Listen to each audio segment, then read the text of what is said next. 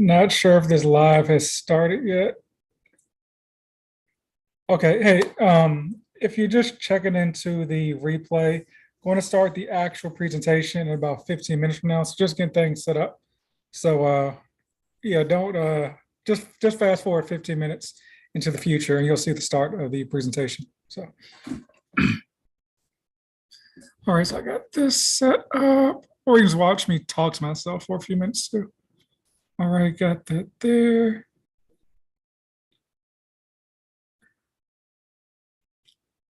Drop these live links into the Facebook group.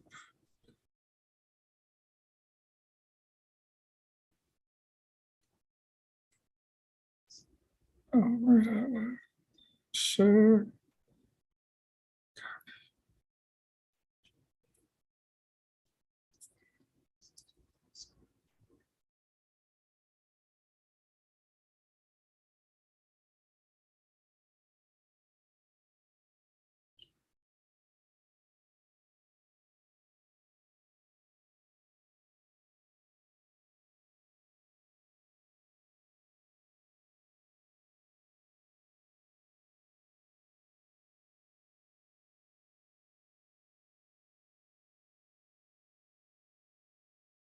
I've never seen this other way.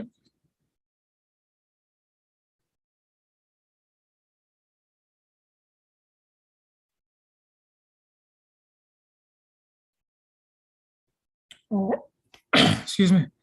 All right, so I got that there. Let me go on the Insta.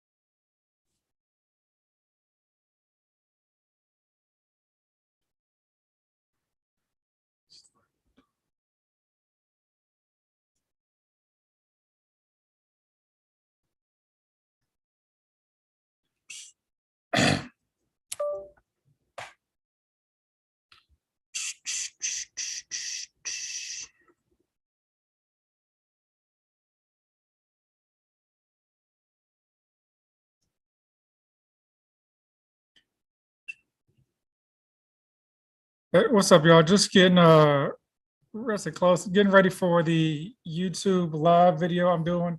I'm going to be doing it on my going to be doing it on my YouTube channel. So click the link in the bio to join. So I'm really just here prepping for the course. So I guess you can watch me talk to myself for the next 15 minutes, or if you have any questions about credit, feel free to ask those too. But I'm just doing a quick rundown of the presentation that I'm doing on YouTube, my YouTube channel, link in the bio, in about 14, 15 minutes. Are you taking questions during your YouTube? Sure. I mean, you can ask me a question now. But I'm probably going to go through the course. I mean, if I see questions, I may answer them, but it's going to be hard for me to see them because I got a presentation up in front of me. But yeah, I mean, I'll do them at the end. So like, or like I say, you can just ask me the question now. If enough people join, I'll do them every week. So we'll see how that goes. It's up to actually, yeah, well, that is the plan. So I guess I shouldn't dictate what I'm going to do based on how many people show up. So I'll put in the effort every week. But yeah, every Tuesday at 8 p.m. Eastern Standard Time. So it won't necessarily be credit, but it'll be some sort of topic. Like last week, I did a FHA 203K loan presentation, and so this week is credit. I'm not sure what I'm going to do next week, but I don't know. It's whatever comes to mind, or whatever. If I don't know if someone suggests a good enough topic, I will drop that. Excuse me. I'll do that topic as well. Oh crap! I can't even see the time when I'm on. What do you call this thing? Instagram. So yeah, doing a credit crash course. So basically, it's like the basics of credit repair. I mean, it's a pretty in-depth overview, especially just for a free presentation on YouTube. But it'll give you the tools to figure out, hey, do I need to can I do this myself? Because I mean, the thing about credit repair, and I think any decent credit repair person will tell you this: you can do it yourself, but you're paying somebody else for their expertise And also their time, just like you kind of pay for Uber or something like that. Okay, I guess someone wants to be in this live video. You got about okay, I'll see how this goes. You got about you got 1 minute because I can't go live with other people for more than 1 minute. Let's see how this works. All right, hope this is a good question. All right, let's see.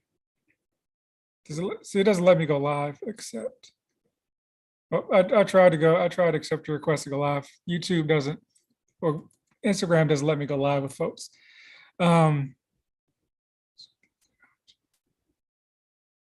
Excuse me. Does authorized user get the entire history of the account? US Bank told me that they wouldn't. It starts from the approval. So I think so. That's a topic I'm not super versed on, but I do know the answer is it depends on the type of account. So it depends on the type of account, like when it starts. So I couldn't tell you like, hey, this card or that card is when it starts or doesn't start, but I know it does depend on the actual account. So if you're joining in, I'm going to do a live presentation on my YouTube channel at 8 p.m. Eastern Standard Time. So if folks staring at me. So yeah, if y'all have any questions before it starts off, feel free to feel free to ask them.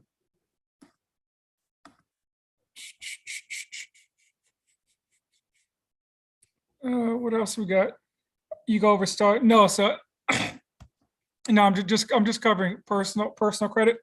Because that's my area of expertise. I know the gist of business credit, but I don't know all the ins and outs to actually do a coherent presentation. But I think anyone that tells you about business credit would say start with personal credit, right? Because that's where everything starts off, is with your personal credit, because you can't really get any business credit. My understanding is if you have bad personal credit. But no, I'm just doing regular credit, normal credit. So, all right. Once again, so I'm doing a presentation on YouTube, my YouTube channel. Click the link in the bio at 8 p.m. Eastern Standard Time. If you want to join, that'll be cool. If you don't want to join, that's cool as well. All right. Oh, God. Oops, I got to update a link here. Oh, sorry. I'll be right back. I got to update something. Whoops.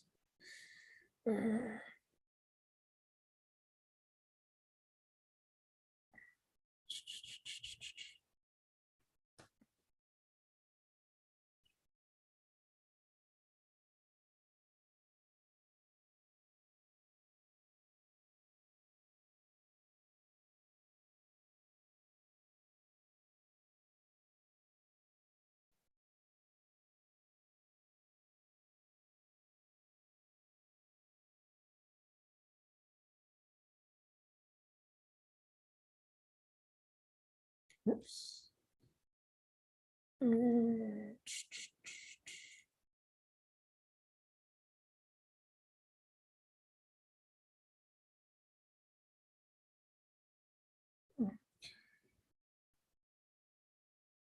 Oh, where's there should be a live link in there.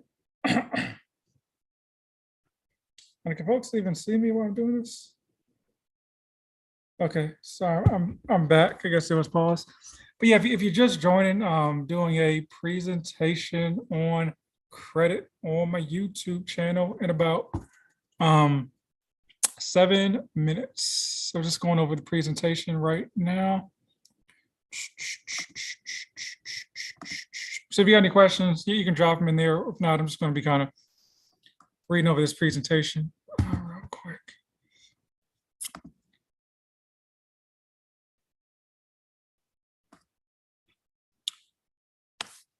Pleasure. Go over quick disputing.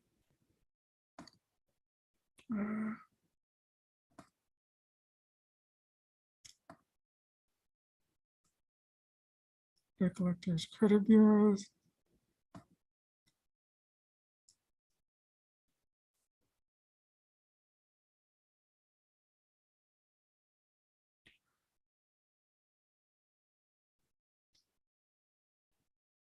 If you're joining, you should hop on YouTube. I'm about to do a presentation over there. So if you got questions, feel free to, hey, what's going on? Feel free to drop me in there, but I'm really going to be about to be on YouTube in about 6 minutes. Yes, presentation, utilization, credit history, no credit history. Folks, take away. What laws govern the industry? Fair trade.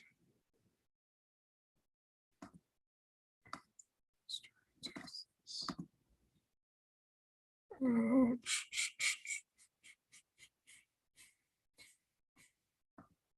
abusive, God, please cause me.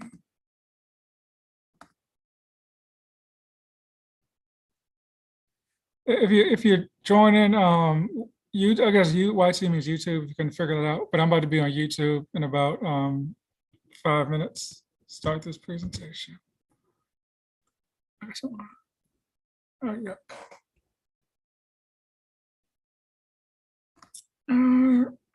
Credit report. Read a credit report. Title.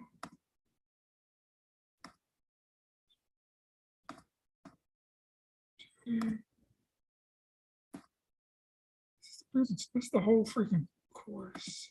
This presentation.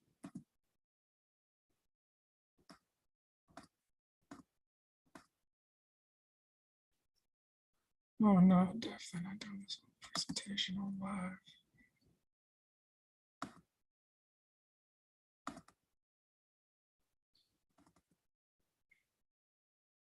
Okay, yeah, this is the presentation. Share another screen. Excuse me.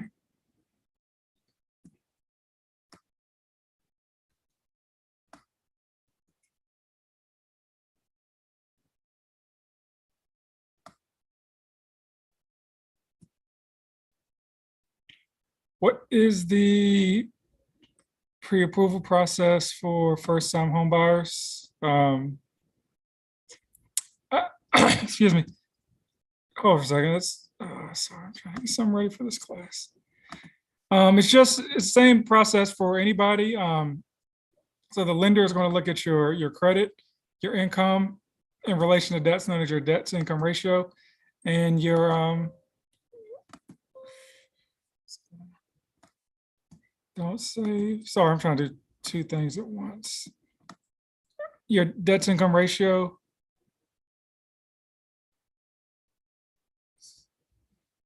Sorry, give me one second.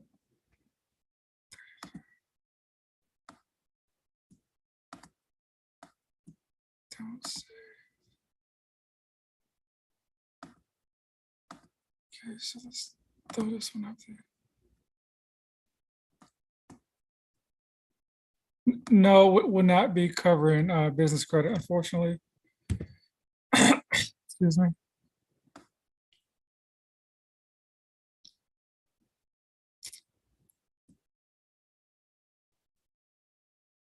We're talking about business credit. No, so if you got any more questions about, like, somebody to be on YouTube, actually, right now, I'm about to kick off the presentation.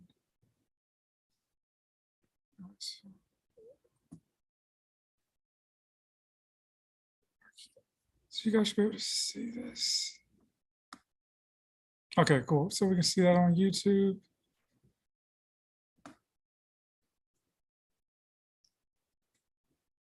Okay, cool. Okay, so if you want to see it on YouTube, you can join it over there. If not, I guess you don't want to see it.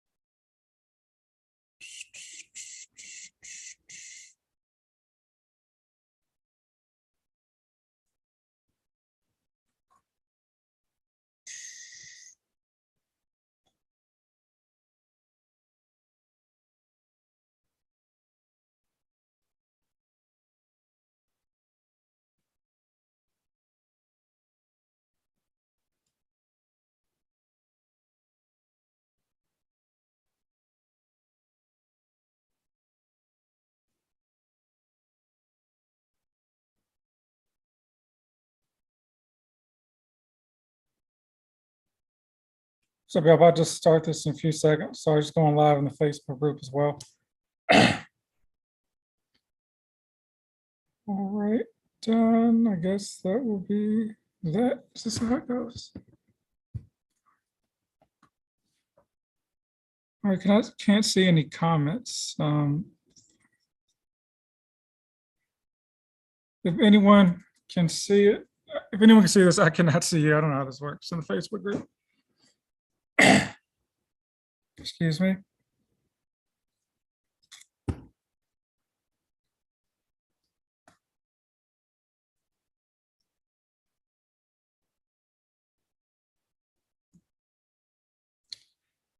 Okay, cool. Thanks for y'all for joining me. Let's get into it. I like to start on time and reward folks that show up on time. So hopefully y'all can see the slides because I'm watching myself on YouTube so everyone can see the slides. All right, so let's get into it.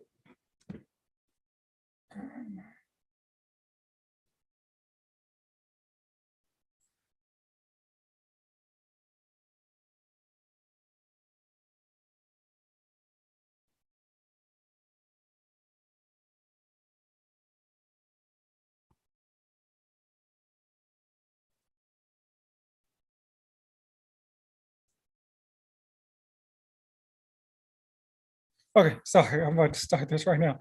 So DIY credit course. So information on me, application and use. I'm providing you the information to help start you with the credit process, whether it's to buy a home or do whatever you need to do. Use it or don't. So hopefully you use it. And so I can't see your comments, but I'll check in your comments maybe every 10 minutes. I got a presentation right in front of me. So all right, so let's talk about credit. So who am I? I'm your instructor. My name is David. I'm from DC. I live in Texas. I spent 6 years in the Navy. I have a degree in economics, went to the US Naval Academy, spent 6 years in the Navy, and I've spent, this is an old presentation, 7 years as a lender and an underwriter. I'm one of the best Connect 4 players on the planet. And so I have a thing in here. I'll tell you about my collection story maybe at the end of this thing. I don't want to take up too much time because this presentation actually is pretty long. It's actually part of a course that I have as well. But I would say just for me, like I say, if you got value, like I would say, share with a friend. I'm planning to do these presentations every Tuesday around this time. So you should be able to get a good bit of information if you just tune in to this channel or this YouTube channel every Tuesday at 8 p.m. Eastern Standard Time.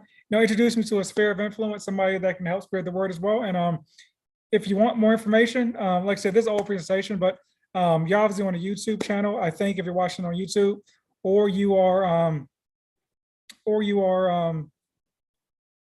watch, or you can subscribe to my podcast. I have a lot of information. They have probably like 50 episodes, and on YouTube, I got a couple hundred videos with home buyer education tips there as well. So why did I make this course? Really I just saw a lot of like nonsense, people taking advantage of other people's lack of knowledge in the credit field. It's one of those things that, a lot of times folks get desperate, for whatever reason, they're trying to buy a house, they're trying to do something.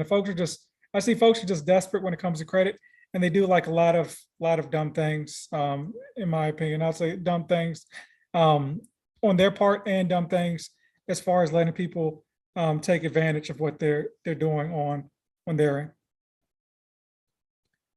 And so, like I said, I want you to be able to make an informed decision as well. So you should be able to make an informed decision based on the information that I'm providing you in this presentation. All right, I'm going to get to the good stuff in a second. Don't worry, y'all. So what we'll cover? We'll cover like what is credit? Like what are the basics of credit? What are the laws that govern the industry? So important thing to know about credit repair is there are laws and guidelines that govern the industry. There's not stuff that people make up. There's not mystery. No one has like any secret sauce. There's literally just a manual. A guideline is 115 pages, and all the answers are in that pamphlet. Very few people actually read it, which is why they don't know what's what right there. So I'm trying to do two things at once. Sorry about this. And we're going to go over like credit monitoring, some things that can help you as far as, monitoring and keeping track of your own credit, and basically how to read a credit report. And so you can get your credit report from various places. You can get it from paid sources. You can get it from unpaid sources. I'm going to show you how to read both of those items. And then, dispute, you're actually going to go over how to dispute an item on your credit report. So I think that's the most folks want to come see. And I'll show you some products to help you, and as well as support. Like I said, this is an old presentation, so some of these may or may not apply. I'm not sure what the support thing was. And once support, we're going to go over things that are not true. Like, what is something that's just blatantly made up when it comes to credit? We're going to go over, so some things that just aren't true. No one can guarantee you a timeline when it comes to credit repair. It's just fugazi. It doesn't make sense. It's not a thing. And so certain stuff just can't be removed. Another thing, like inquiries, a lot of times folks, credit repair people focus on inquiries. And in my opinion, the reason folks focus on inquiries is because they're super easy to remove, and I'll show you how to remove them. But honestly, they don't really have any huge impact on what's going on with your credit. But it makes it look like folks are doing stuff. And now you're hooked into the credit repair game for another 30 days because it looks like they're doing stuff. And then once again, any type of guarantee just isn't accurate, isn't true. It's just something people are making up. And so this right here is straight from the guidelines right here. The consumer reporting agencies must correct or delete inaccurate, incomplete, or unverifiable information. Must be removed or corrected, usually within 30 days. However, a consumer reporting agency may continue to report information that is verified as accurate. So basically, it's saying that, hey, they got 30 days to even respond to your inquiry. So how can somebody guarantee any sort of timeline if the credit reporting agencies have at least 30 days to respond to anything that you're claiming is accurate or inaccurate? So there we go. Okay, sorry, I'm focused now. I'm trying to do two things at once. All right. With you guys now. And so first off, let's go over what is credit. Basically, it's the ability of a consumer to obtain goods or services before payment based on the trust that the payment will be made in the future. That's simply what credit is. And once again, if you guys are asking questions on YouTube, unfortunately, I cannot see what you're saying because I got a presentation in front of me, but I'll get to those. I'll check on that maybe every 10 minutes. So I'll give you a good example. So let's say you for whatever reason, you're out and they're four friends. They all left their wallets at home for some reason, and you're like, hey, you all have them borrow $20. And so like the one friend, they just pay you back the next day. That's great. You probably, give them, loan them money in the future. The next friend pays you back like in 3 days because it's Friday and they said they pay you back by Monday. So it's all good. They paid on time. Friend 3 pays you back like in 7 days after the due date, but hey, you paid them $20 and you find them and they gave you back $22. So all good there. And then friend 4 just pays you back 2 weeks later after he had to be hounded and you had to collect the money. That's somebody you probably won't lend money to in the future. And that's essentially how credit works. It's basically a what have you done for me lately situation. So I'm gonna just check in and see if there's any questions in the chat. Okay. Hey, there's a wave. Hey, what's going on? I saw your wave. Okay. All right. Okay, and so, like I said, in this scenario, who are you most likely to lend money to in the future? And the 2 people that paid you back early or on time. That's essentially how your credit works. It's basically a what have you done for me lately situation. So, like if you paid your bills on time lately, it's good. If you paid your bills on time for like 5 straight years, but most recently you have not paid anything on time, unfortunately, credit impacts you negatively in that scenario. It's just a what have you done for me lately scenario. And so I like to always show folks this cycle right here as far as when it comes to credit, because basically the lenders, banks, debt collectors, and credit bureaus are all in harmony. They all work off each other. So think about it. You go to a bank and you get credit, you get something lent to you from the bank based on your interest rate. If you don't pay your bills on time or you fall behind, they will send your debt eventually to a debt collector. And then so a debt collector, they buy your debt. And the way they enforce that you pay the debt is that they're like, hey, I'm going to put your negative item on report you negatively to the credit bureau. So now we go to the credit bureaus. But how do they get the information on the credit bureaus? The debt collectors pay the credit bureaus money in order to put that negative information on your profile. And then so going back to the cycle, and so how do the banks lend you money? They lend you money based off what's on your credit report, and they determine your interest rate based on what they get from the credit bureaus. So it's kind of this whole cycle where they're all in harmony. And so every one of these people in this cycle is a paid person. They're for private company. They aren't the government. They don't have any like laws, or they can enforce the laws. They don't govern any laws over you. They are just private organizations that are making money off of you, whether it's the bank collecting interest, the debt collector collecting debt, or the credit bureau selling your data for money. And so you've all probably seen this snapshot or this pie chart here when we talk about what is credit. And so I'll always like to kind of equate credit to what's on the right of the screen. And so, because I think that's a much better way to look at your credit score, is what's on the right than versus this, hey, these percentages that folks like to throw out there. So let's look at this. Like we're looking at credit, your baseline credit score is 300 points. You get 300 points for having like a credit profile for like 6 months, you get 300 points. And so when we're talking about these percentages, it's based off 550 points. So like your payment history, like, hey, am I paying my bills on time? Do I not have late? Do I not have collections? That's 192.5 points when it comes to your credit profile. Another 165 points is basically credit utilization. It's like, hey, how are my credit cards looking? Like, let's say you have a $10,000 balance or limit on your credit card. 50% utilization is $5,000. 30% utilization is $3,000, and then you can go down and do that math yourself. But like, so if you add up those two, that adds up to what like 367.5 points. If you add that to the 300 free points, you're well above a 600 already just looking at those three things. And so that's why I like to point out to folks that like length of credit history. That's what it sounds like, how long you've had an account. New credit, that's those are inquiries which don't matter at all. And then credit mix as well, which is just kind of like a mix to your profile. And so folks will harp a lot on a mix of credit history and credit profile. It doesn't really matter when you're like in the home buying process, maybe for business credit or something like that. But because there's not like really any real guidelines for business credit, but it doesn't matter when you're buying home. Like if you have a 700 credit score, it doesn't matter if you have 1 trade line or 10 trade lines, you got a 700 credit score. Like your credit score matters more than like the credit mix. As you can see, it's only 55 points when we talk about your credit profile. And once again, I'll get into why inquiries don't matter at all when it comes to the home buying process. See if there's any questions on the two. Oh, you're welcome. Hello. So okay, got two hellos over there. All right. What's the next slide here? Okay, actually, let me get into why inquiries don't matter as far as almost anything. So what is a credit inquiry? A credit inquiry just is basically saying that, hey, you've inquired about credit with some sort of organization. Let's say you went to the car dealership. And so what happens is when you go to the dealership, they run your credit to potentially give you a loan to finance a car, right?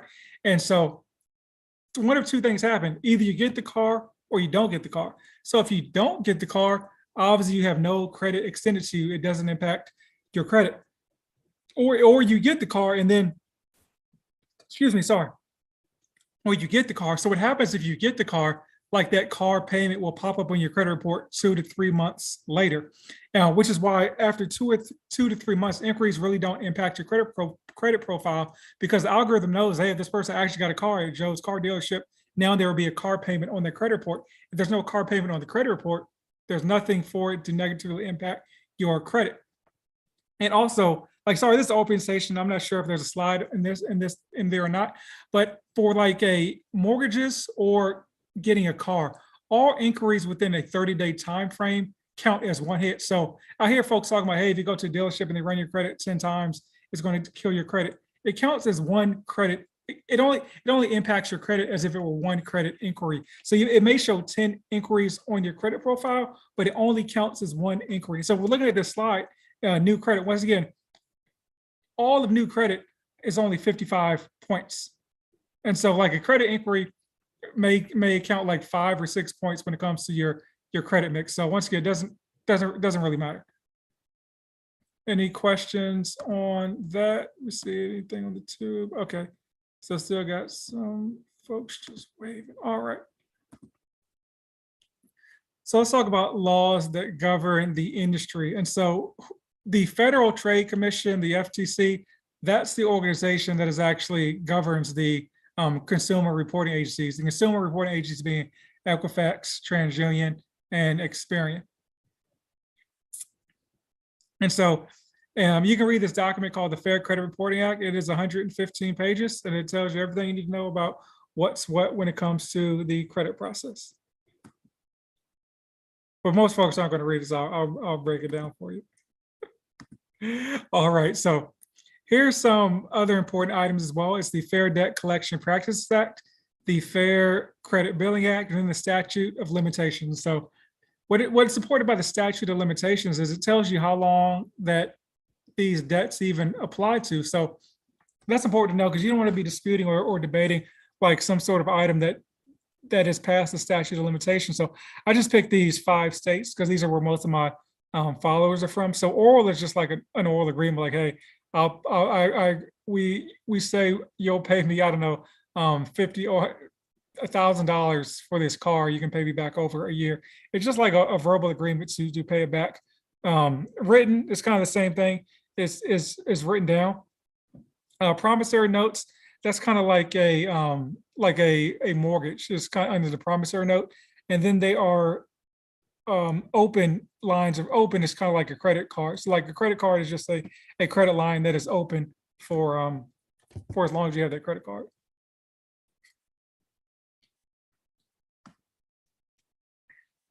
And then so these are basically the statutes as far as how it works on a federal standpoint. So like open accounts, like your credit report, those are the statute of limitations is forever on those because those are always open. Paid on as agreed is basically 10 years. Those written agreements, 10 years from last activity. Lates, they stay in your credit report for 7 years. Charge off 7 years. Foreclosures and short sales 7 years. Inquiries, once again, 2 years, but they don't really matter after about 3 months. And they really don't matter at all after thing is geeking out on Instagram.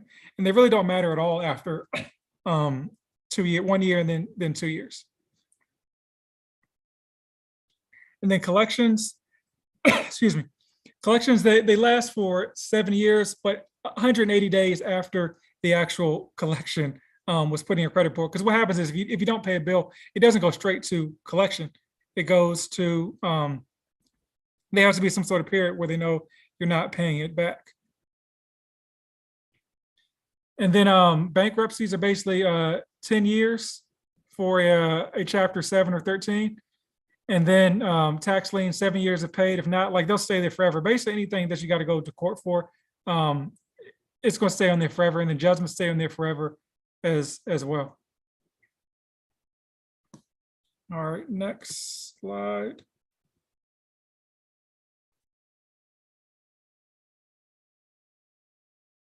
All right, next slide. Okay, so another thing you want to add as far as we talk about the credit folks, you want to say, are you licensed in the first place, right? Because here's the thing, like all folks aren't licensed. So right there is one of the sites to see if they're licensed, registeredagentinfo.com, just to make sure that you're dealing with somebody that's even able to collect the debt in the first place. Because folks sometimes will just say, hey, they'll bank on your ignorance and you not knowing. And so unfortunately, if you're in one of these states, Cali, Georgia, Iowa, Kansas, Kentucky, Montana, Oklahoma, Pennsylvania, or South Carolina, your debt collector does not have to be licensed. They can just do whatever they want in there. So it's weird that Cali's like that, but they're usually like real good for the consumer. And so these right here, these are your rights as a consumer. So once again, one of the documents we talked about is the Fair Debt Collection Practices Act. Let me just see if there's any questions on YouTube. Like I said, I'll check this about every 5 to 10 minutes there. And so here's some things per the Fair Debt Collection Practice Act that your debt collector can or cannot do to you. So one, they can't not discuss your debt with third party. Like they can't call your mom, they can't call your friend, or definitely not a coworker and say that, hey, Chris owes this debt. Can you have us get in touch with them? They cannot talk about your debt to a third party. And they can only contact a third party once for the purpose of obtaining location information. So they can contact somebody to say, hey, I'm trying to get in touch with such and such, but they can't keep harassing them and say, hey, what's Chris's address? What's Chris's phone number? Blah, blah, blah. They can only do that once. And so they cannot call before 8 a.m. or after 9 p.m. local time. They cannot contact your place of work if notified not to call. So basically, they get one shot to call at work. Then after that, they cannot do it again if you say, hey, don't do it. And so they cannot contact the consumer advisors, debt collector in writing to cease communications or consumer refuses to pay. And so if you just refuse to pay, they cannot contact you. But I would say be careful with the refusal to pay, because when you're refusing to pay, you could be kind of admitting that the debt is yours in the first place, because who will be like, hey, I'm not paying that debt if it wasn't your debt in the first place? You'd be like, what are you talking about? But if you're like, hey, okay, that's the debt, but I'm not paying. They can't contact you, but you've admitted to the debt. And once again, they're trained to kind of pry information out of you, and they're recording the conversations as well. So be advised there. And like I said, if you notify them in writing, and I'll go over kind of what to say and what to put in writing a little bit later in this presentation. And so notify them in writing just advise you some time. It does not mean that like the debt goes off your credit report or anything like that. It's just that in writing they can't harass you anymore. You need time to put together a plan of attack. Once again, they cannot use any harassing, abusive, or oppressive conduct or profane language. I always say this, once again, the debt collectors are just private organizations. They're not government organizations. Imagine they were like Target, could Target harass you over the phone? They can't threaten to beat you up or call the cops on you. That's not a thing. You can't threaten to put your information out in the public for mass consumption. They can't just keep calling you and blowing up your phone and all that and harass you. And so harassing is kind of arbitrary, but you kind of know when you're being harassed, like, hey, you're being called 3 times in an hour or 4 times in an hour, not leaving voicemail, they're just calling.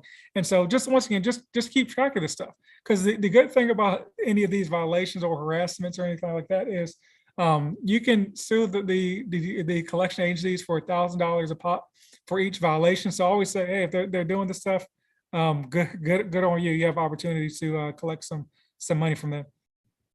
And once again, they cannot place a call without meaningfully disclosing their identity. So they can't fake like this. I don't know who they were faking. Like they're going to be like, this is I don't know, this is you're winning some money. And, I need your identity or your mailing address so I can send you a check to collect on some money, or whatever the dumb bots do as well that people get scammed on in the DMs. They can't fake who their identity is just to get you to admit who you are, your phone number and all that. And they can't make anything false. Like they have to be upfront about who they are and what they're doing when it comes to the credit repair process. So once again, if the credit agency or the debt collectors are violating any of these items, once again, make sure you're documented. You can get $1,000 per pop for each violation. So I always say, lucky you if they're violating any of these things. All right. So another thing when it comes to credit, I always say, like, you need a budget. Like when we talk about your utilization be 165 points of your credit report, really the only way to match that is to make sure that you have a budget or a plan in place to so that you're not overspending, or to get to a point where your utilization is getting lower and lower each month, hopefully. And so really the only way to lower utilization, like there's no magic trick. There's either pay down your debts, you can get a credit line increase, but it may be hard to get a credit line increase if you're like in shambles as far as your credit, just to be honest with you. You can obtain more credit. I said I have resources for that. I guess I do this all presentation, but if you need help with anything as far as like credit increases or stuff like that, I can assist with that.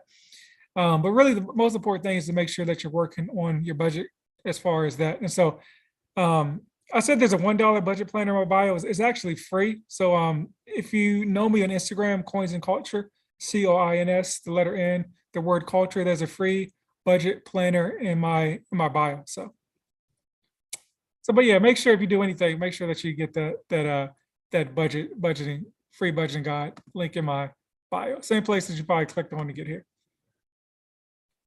And so we talk about credit monitoring. There's a few resources for you. This allows you basically to monitor your credit in real time. So if you're like serious about, hey, I want to get my credit in order, you need to make sure that you know what's going on with your credit report. So like I purchased my most recent property like 5 years ago, and for me, I thought I had like an 800 credit score this entire time. I didn't know what was in my credit report, and when I went to go to apply for a loan, I found out so I thought my credit score was like in the high 800s. I found out it was like 680 something, which was well above qualifying, but to me that was low because I had been looking at my banking app the whole time. Little did I know that on my credit report there was a $75 collection, which was dragging down my credit score 120 points. And so the only reason I knew about that, one, was I asked my lender, like, hey, what is my credit score? For some reason they didn't tell me. And so I had to ask them, and I was like, hey, this is lower than I thought it was. If there's something on my credit report I'm unaware of. And so they told me about the collection. And luckily for me, because I didn't know anything about credit at this point, but I called the collection company and I paid it and they removed it, which was lucky on me. I didn't ask for a pay for delete or anything like that because I didn't know that you had to ask for a pay for delete. Because the thing about paying off a collection is if they don't delete it, it's just like the collection had been there this whole time. It doesn't really do anything as far as improving your credit. You need to make sure that if you're paying, if there's any collection that you're planning to pay off, that you do it like a pay for delete, or there's really no point in paying the collection, because what happens is the debt collector just gets your money and then your credit report your credit stays exactly where it was before. And so so there's like identity IQ. If you need help, that's the one I kind of recommend, because I can help you with all these items here. But I like that because it's a little bit cheaper than the MyScore IQ, and allows you to monitor your credit report in real time. There's annualcreditreport.com, which is free. You can get a copy of your credit report there free. And I'll show you later in the presentation like what the difference is as far as visually on both of those. But I think Identity IQ works a little bit better, in my opinion, if you're like really trying to, hey, I'm trying to fix my credit and kind of monitor it on a month-to-month basis. And so here's some important things to know when it comes to monitoring your credit. Like the due date is the last day to make a minimum payment on your credit card before you incur a late fee. Like I said, that impacts like your payment history. But the statement close date impacts your utilization. So the statement close date is the date that the credit card reports your balance to the credit bureaus. So let's look at this example right here. Let's say your due date is the 15th, your statement close date is the 10th, and you're like, hey, I pay off my balance every month. My credit limit is $5,000. I run it up to $4,000, but I pay all $4,000 off one day before the due date on the 14th. But if your statement date, once again, is the 10th, that it doesn't matter that you're paying off your balance every month. The credit card companies are reporting the balance on your statement date to the credit bureaus. All they see is that, hey, on the statement date on the 10th, Chris had a $4,000 balance on their credit report. And so even if you're paying off your balance every month, it's important to keep an eye on that statement close date, because that's what really matters when it comes to your credit score. Let's see if I got any questions there. All right. So if you guys got any questions, like I said, I'm going to check out this this box like every 10 minutes, because I can't see what you guys are asking me as far as on the YouTube. All right. So here we go. So let's say you get a debt collector that calls you. It will happen. So the first thing I always tell folks is, pick up the phone. Like, don't try to ignore debt collectors. Like I said, they can't harass you, but they can just call you once a day. Because if you're not picking up the phone, like, they got to verify it's you. They don't know if it is you or not you. So they have the right to call you every single day. And the quickest way to prevent them from calling you is to pick up the phone. And you can say this. So you can say, hey, whether you are or not, just tell them that you're recording the call. They're recording the call. You're recording the call. We're on the same phrase. We're on the same page. And so just say they harassed you and that you officially requested via mail that all phone calls stop. Tell them that you want an official correspondence to be sent to the address they have on file. Lastly, ask for them their address again over the phone. And so let's break this down.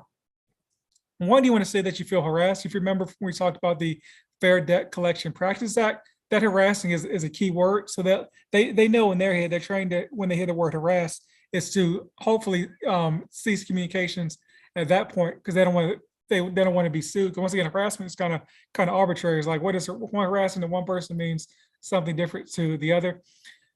And say that you officially requested via mail that all phone calls stop. So whether you've done that or not, you can say that the letter's in the mail. So after the phone call, I recommend actually sending that letter and tell them you want all official correspondence to be sent to the address they have on file.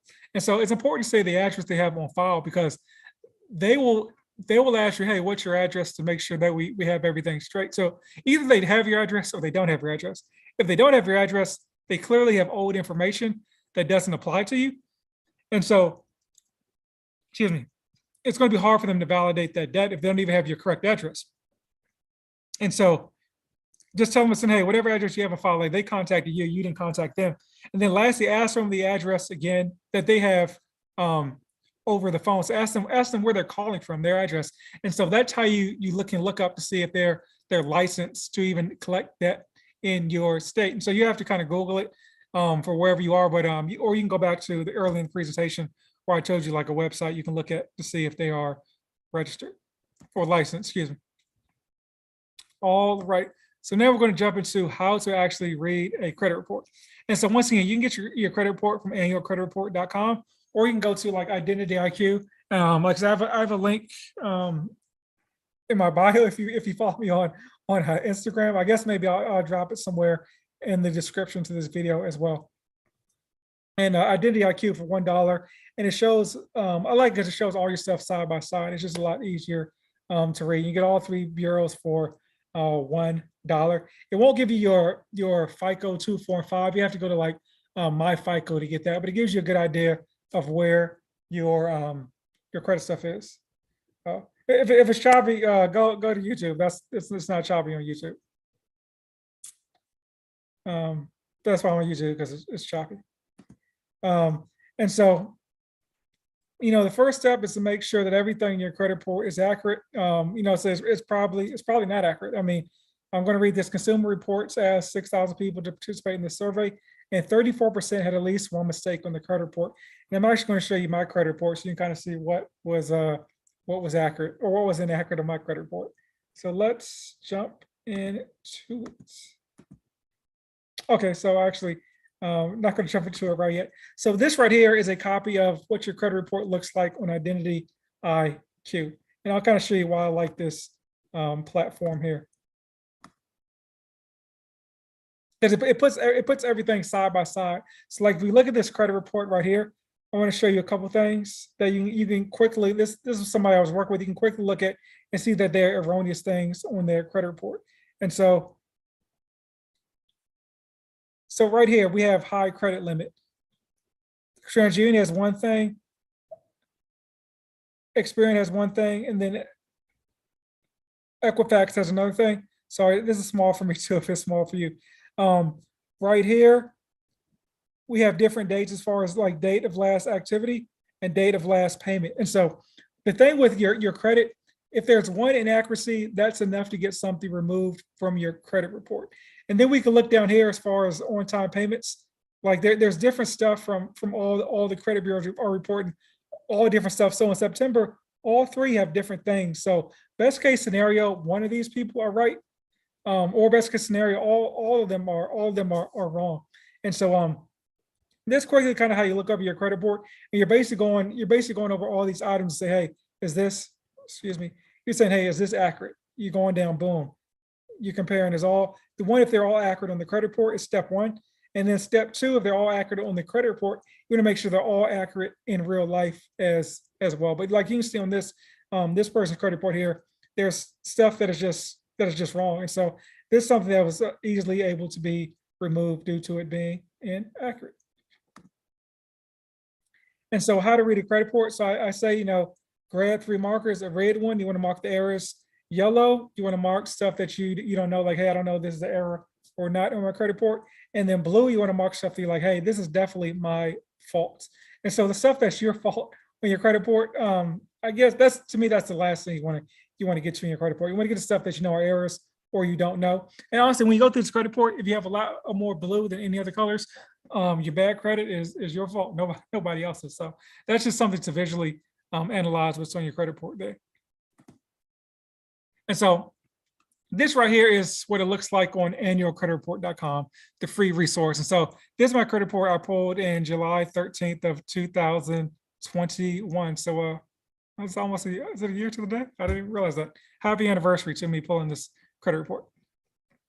And so if you look on here, like we talk about personal information. I had 7 different names on my credit report. I had 18 different addresses, 2 different employers, and then 3 other records. We're gonna go over all the inaccurate information that was on my credit report. And this is just with experience. So the thing with annualcreditreport.com is you have to pull each credit report individually. And that's why I kind of take a fancy to the Identity IQ, because it puts all the things next to you. But so you're paying like, hey, you're weighing the option of having something for free versus the convenience of the other website.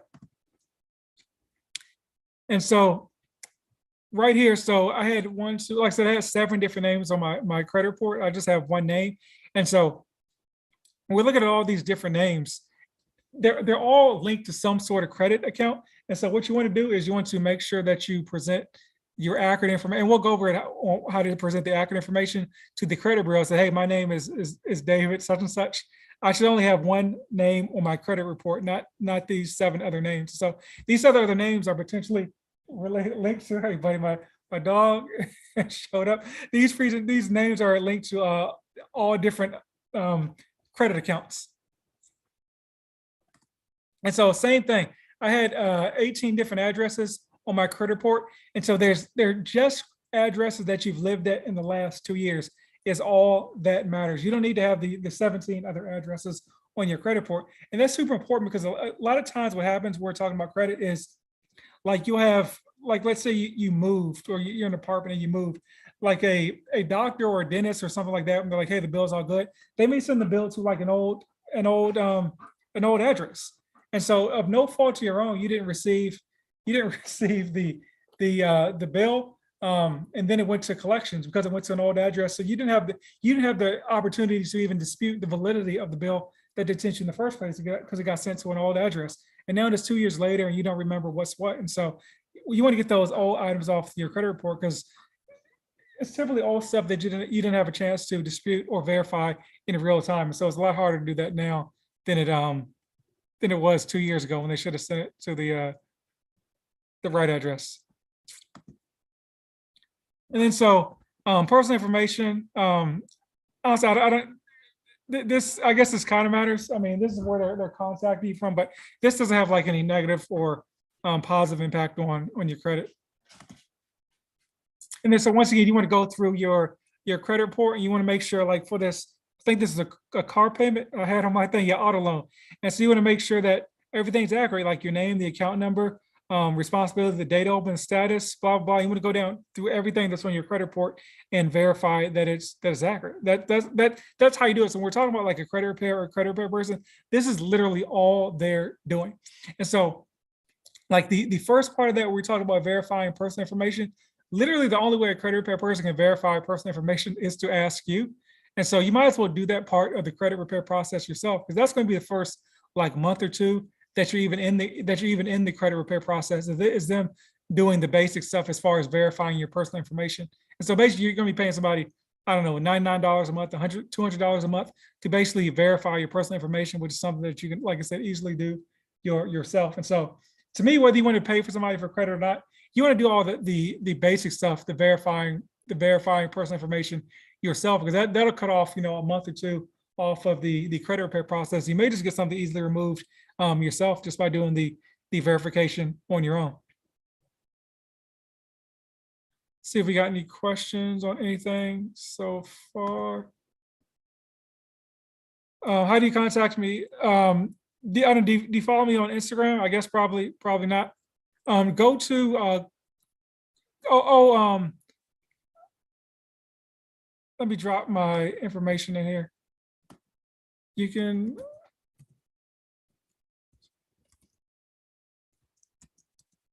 so you can go there, or you can go coins and sure.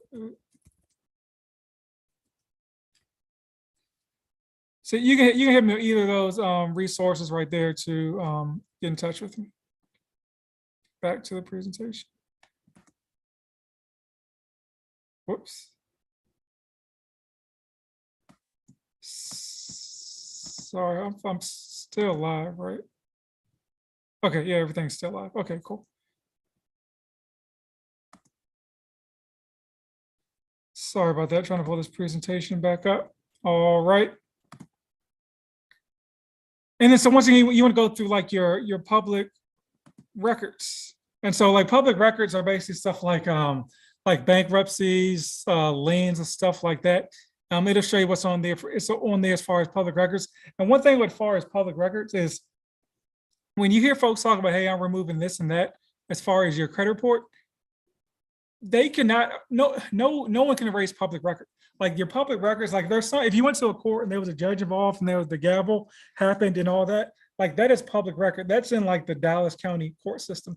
So they cannot delete public records. They can delete what's in your credit report, but it's still there as far as public records.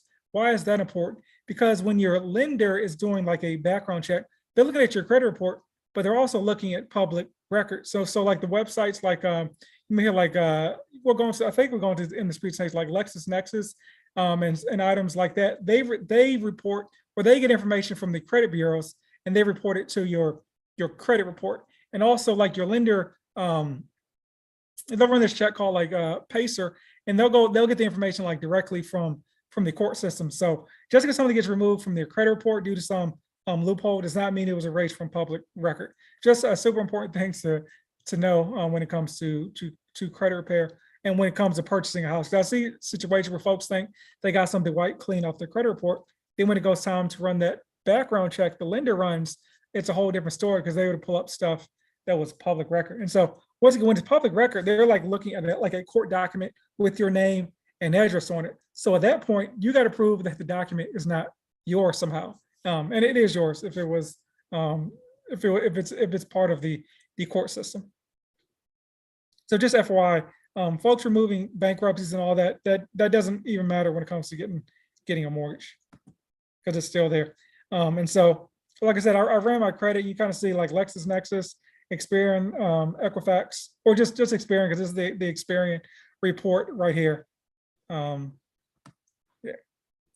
And so if you want to ever like opt out of any of these items, you can go to consumer.ftc.gov and search opt out to prevent like unsolicited offers. And you can also opt out of these reporting bureaus as well. And so there are pros and cons of opting out of the bureaus. They do report information. So I'm not sure if I have the bureaus in this presentation. Okay, yeah, I don't have the actual all the bureaus in the presentation, but there are certain bureaus that do certain things that actually have a positive impact as far as your credit. So I guess I have that in my course if you want to check out what each organization does, not Experian, Equifax, TransUnion, but there's other bureaus that are secondary bureaus that report your information. All right. All right, so I guess we're going to go over how to dispute an item off your credit report. So let's jump into it. That's what folks want to see. So first and foremost, like I said, don't mess with anything near the statute of limitations as far as your credit report. Because like I said, you're just kind of hustling backwards. Like if you have an item that's like 4 or 5 years old, paying off that collection or disputing it is just poking the bear. It's going to rile up the collection agency. They may do fugazi stuff to restart the credit reporting date, which is not legal, but it sucks for you because while you try to figure that out, it's slowing down your home buying process because the lender is like, hey, you're saying this is inaccurate. The debt collector or the credit bureau is saying it is, and they're just like, you two have to figure this out. We're just going to sit back. You can either take the L on your credit score and move forward, or you two have to figure this out on your own accord. But yeah, if something's like more than 5 years old, don't even mess with it because it's not really having that big of an impact on your credit score. So I give this example. It's better to have like a $500 collection that's 5 years old on your credit report than a $50 collection that is 5 months old, because that $50 collection will have a lot more impact than that $500 debt in the past. And also, like I said, Negative items do have history too. So we talk about length of credit history. That's something to think about as well. So that derogatory negative account that's like 5, 6 years old is actually, it may be helping your credit score as well, because it's length of credit history. So just FYI, something to ponder there as well. And so here we go. So make sure you're tracking what you're disputing. The first disputes that will probably come back is verified. Just because a lot of times the collection agencies, they bank on you not knowing your rights, and they just bank on you basically tapping out, because they'll send a letter back saying, hey, verified, and you're like, oh, I guess they verified, especially because a lot of people think that for some reason they're like government organizations, and then it's just like, oh, this is verified. I guess it's fine. I guess I have to pay it, or pay it or something like that, or get into a negotiation with the credit companies. And then, so like the first step is just like the initial jab, and see what the bureaus have verified, and see what evidence that the credit repair companies have on file. And so, if you remember this first step we went over, that's why we dispute this personal information. So like if they're like, hey, Chris Johnson, we have you at 123 Main Street, and you used to live there 4 years ago, but now you live at 345 Main Street. Hey, how do they know that's you? There are a bunch of, I picked a generic name, but there are a bunch of Chris Johnsons that may live in the Dallas area. How do they know that's not you? Because that's definitely not your address. And so that's why you want to get rid. That's another one of the main reasons you want to get rid of all those multiple addresses and names as well. And so once again, like no credit repair person has any magical letter to remove disputes. You just need something that's a violation under the Fair Credit Reporting Act, that's basically unverifiable or inaccurate, or something they can't prove, essentially. Excuse me. And so this is an example of like a generic dispute. Once again, there's no magic letter or anything. You want to just write something general. Definitely do not copy this verbatim, because this is a generic dispute letter. And so what happens is, there's not like a human reading these. It's not like a human reading these disputes. They're just a computer, and if it's like, hey, if they see 100 people with the literally the exact same verbiage on a credit report document, sometimes it'll get flagged as frivolous, so not a real dispute, and then you got to go through a whole another process to prove that your dispute is not frivolous, which is a whole nother thing you don't want to be involved in. So you just want to kind of give like a general, and sometimes you may want to misspell words, talking slang, but you want to make sure that your dispute is not the exact same as everybody else. And so you can kind of move around these words, but so this right here is basically a letter when we're talking about when you're kind of verifying basically that personal information to begin with. So you're gonna write your name, address, current employer, include proof and name of address, whether it's like a pay stub, a W-2, your license. You want to make sure that you prove who you are. And once again, we're sending these to the credit bureaus. You never want to send any of this information to your debt collectors, but this is what you send to the credit bureaus to have them verify, to remove those inaccurate names and addresses on your credit report. And then some sort of thank you in advance, blah blah blah, as far as your letter. Oh, so I do have the bureaus in here. And so a lot of times folks say, hey, should I freeze my credit? You may want to, you may not want to. It's your call. It doesn't really have the impact that folks think it will, because the catch is, if you want to get funding, you have to unfreeze those bureaus at some point in time, and then they'll just start re-reporting stuff back to the lender. So you may find out the perfect sweet spot where it's like where it's like you get approved, you unfreeze it to get it approved. Then there's like a 30-day time front window where they don't have time to re-report the information. So you may fall into this sweet spot as far as these bureaus reporting stuff back to your credit report.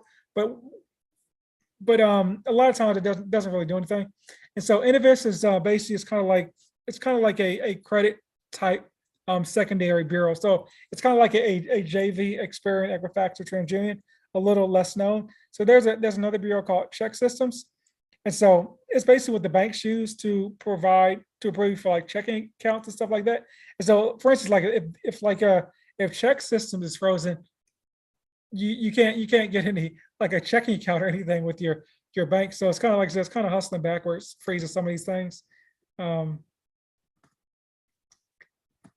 Okay, so I guess I cut out some of the bureaus, but like LexisNexis is another one, and then there's another one, Pacer, that your lender uses as well to verify information.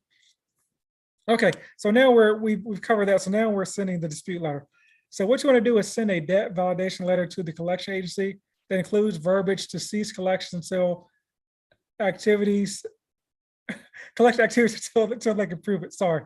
And so once again, that remember the debt collector has called us from the previous slide, and so we're sending this letter for them to cease activities and for them to show proof of the evidence that they have to say the collection is even yours in the first place. So it does two things. It forces them to abide by the laws as you've challenged them. You challenge them, you're going to challenge this with the collection bureaus as well. And so sometimes like debt collectors, they don't want to be sued. And so they may just remove it because they're like, hey, we don't actually have any proof that this is this person's debt. We just have a ledger that says Chris Johnson owes, $2,000 in debt for whatever reason, but they don't have any proof. So they may just delete it because they don't want to go back and forth and they bought your debt for pennies on the dollar anyways. And so what you also want to do is, sorry, this is blocking my presentation. And then so what you always would also want to do is send the same thing to the credit bureaus as well. You're saying, hey, Jim's collection agency says I have this debt.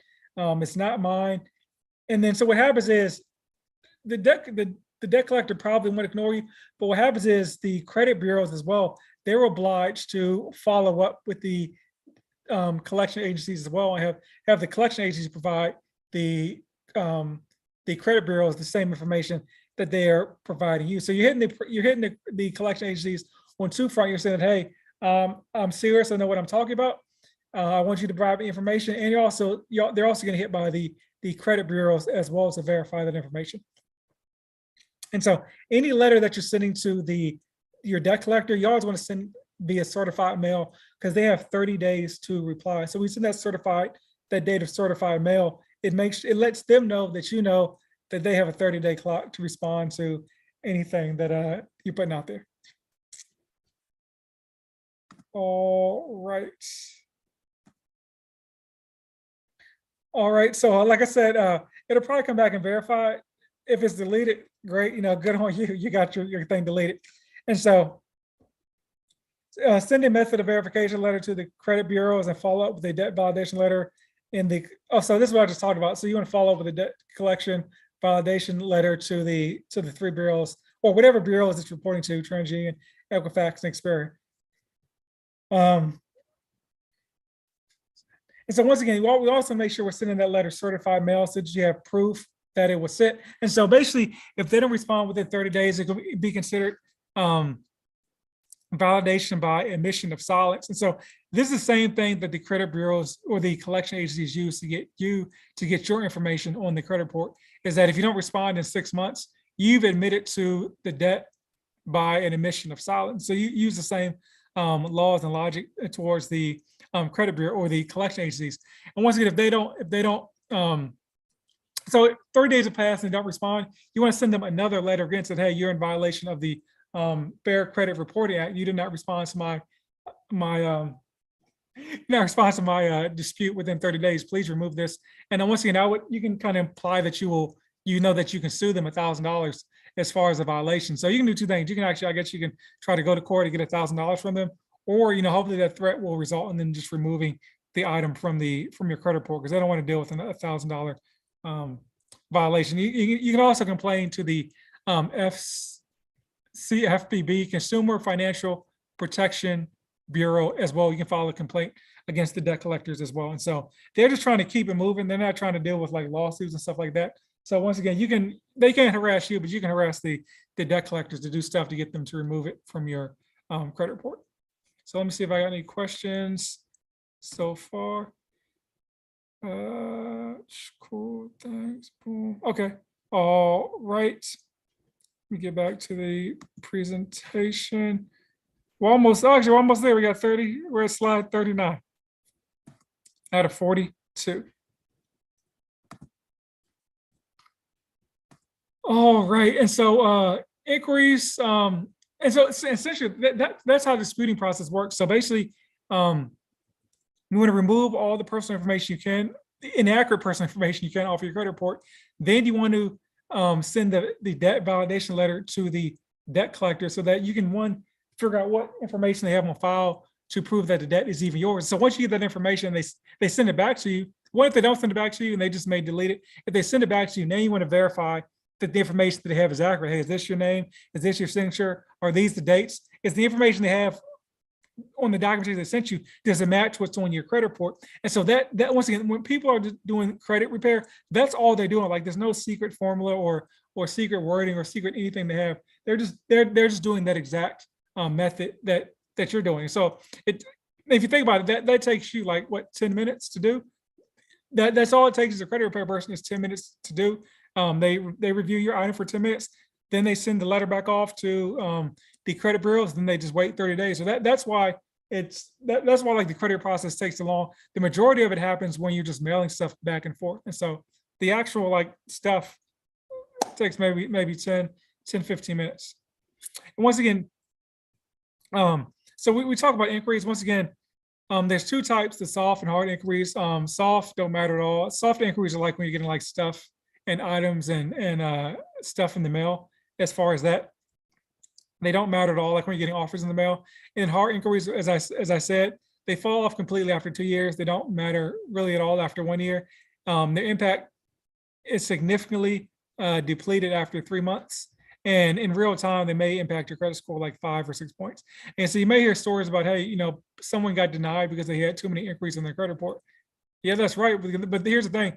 They had too many inquiries on their credit report because their credit was bad. Like they had poor credit utilization and poor payment history.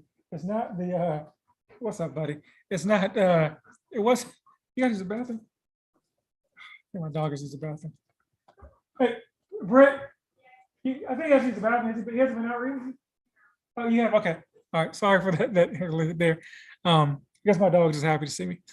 All right. And so once again, you don't want to challenge inquiries for open accounts because let's say you win your inquiry and that account gets closed. Now you've lost that credit history on that account. And one also, if the account is open, clearly the inquiry like was accurate, unless it was just a total bogus inquiry in the first place. What's going on, buddy? You can ignore this. This is, like I said, this is an old presentation for something I was working on in the past, but you can just share the information with a friend. Or if you just watch, subscribe to the YouTube channel, subscribe to my podcast. But that's really the end of the presentation. So if you guys got any questions, that's all I have. Let me slide out of here. Let me see if there's any questions y'all got as far as anything we covered. And so if you got questions on YouTube, you got questions on what's the thing called Instagram, feel free to ask them. So you got me for about, I guess, 30 seconds. Why are you huffing and puffing so much, buddy? Ask whatever question you got as far as credit. Hey, buddy. Put that paw up here. All right, cool. Well, cool. Appreciate you all. If you don't have any questions, I guess I'm about to log out. So I'll count down from 10. 10, 9, 8, 7, 6, 5, 4, 3, 2, 1. That is it. Okay. You got a compliment, Gizmo. So they gave you. And so, like I said, I'll do some sort of presentation. I think every Tuesday around 8 p.m. Eastern Standard Time. So you can check those out if you want, or you can check them or not check them out. So, all right. Thanks for watching, and share the information with a friend. All right. Or like I said, the same information will actually be on my podcast as well if you want to check that out. So how do I stop this presentation? Stop share.